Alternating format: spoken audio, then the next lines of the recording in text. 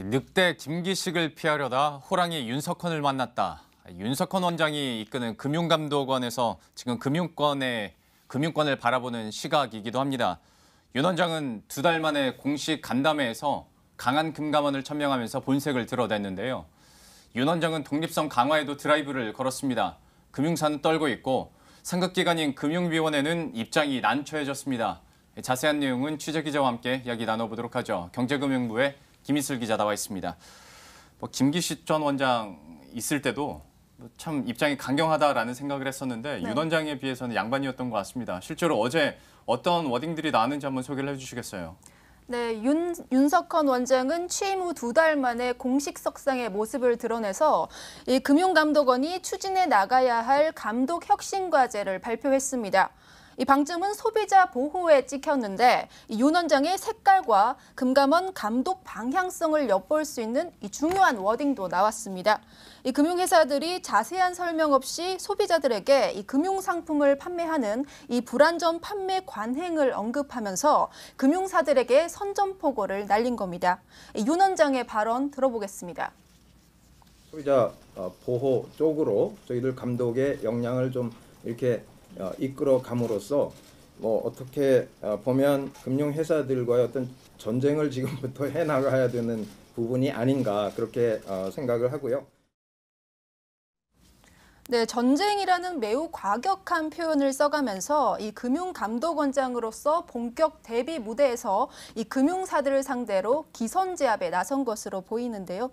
금융권에선 윤 원장이 금융사들을 마치 범죄 집단으로 몰아가면서 규제 완화라는 글로벌 트렌드에 역행하는 것 아니냐는 이런 우려 섞인 목소리도 나오고 있습니다. 아무래도 워딩 자체도 전쟁이라는 얘기가 나왔고 또 그 상대방 목표를 금융사라고 딱 지정을 했기 때문에 더더욱 좀 금융사 입장에서는 어찌 보면 좀 긴장할 수밖에 없는 상황인데요. 감독 수위가 얼마나 쓰신다고 판단을 해야 됩니까? 네, 종합검사라는 게 있는데 예. 이게 금융사 살생부라고도 불립니다. 금융사 건전성부터 예산 집행과 인사까지 이 전방위 업무에 관여할 수가 있어서 금감원의 감독 권한을 극대화할 수 있는 원천인데요. 지난 정부에서 규제 완화 차원에서 폐지된 이후 감독 수위가 다소 완화된 경영 실태 평가로 대체됐다가 이번에 3년 만에 부활했습니다. 경영실태평가가 2주 정도 진행된다면 종합검사는 30명 이상의 검사역이 나와서 한 달 동안 강도 높은 검사를 벌입니다. 이 종합검사 방식은 조금 달라졌습니다. 때가 되면 통상 2년마다 정기적으로 반복되던 관행적 검사에서 소비자 보호가 미흡한 금융사들을 특정해서 검사에 들어갈 계획인데요. 금융사들 입장에서는 오히려 준비 없이 맞닥뜨리게 되는 측면이 있기 때문에 적지 않은 부담을 느낄 것으로 보입니다. 그럼에도 윤 원장은 종합검사가 반드시 필요하다는 입장인데 관련 발언 들어보겠습니다.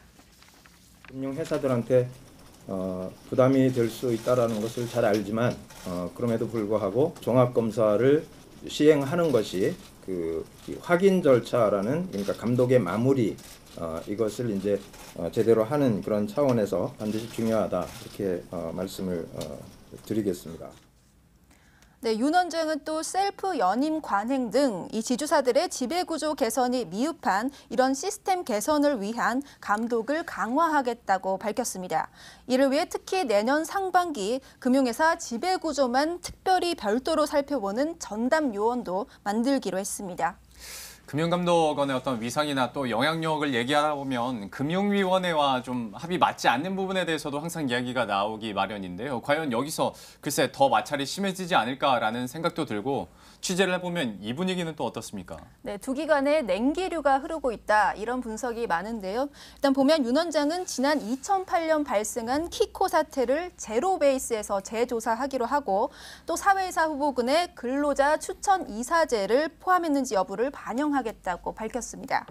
이 두 가지는 윤석헌 금감원장이 금융위 민간 자문단인 금융행정혁신위원회 위원장으로 재직할 당시 금융위에 권고했다가 사실상 반대 의견이 나왔던 내용입니다.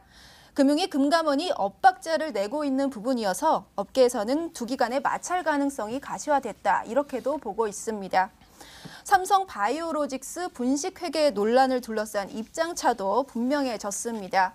금융위 증권선물위원회는 금감원의 2015년 회계년도 이전 회계 처리에 대해서도 이 검토하라고 요구를 했는데 이 금감원은 원안대로 처리하겠다 이런 입장을 고수했습니다.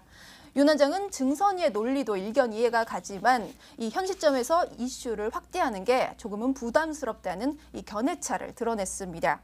금감원의 독립성과 감독체계 개편에 관한 이 의견을 묻는 질문에 대해서 윤 원장은 감독체계 개편은 국회에서 해결할 일이다 이렇게 한 발 물러서기는 했지만 금감원의 감독 업무에 집중하는 것이 즉 독립성을 강화하는 것과 같다며 독립성 강화라는 의견을 다시 한번 재차 강조했습니다. 더 강한 금감원을 현재 피력하고 있는 상황인데요. 과연 또 시장의 피드백은 어떻게 나올지도 한번 지켜보도록 하죠. 김희슬 기자와 함께했습니다. 고맙습니다.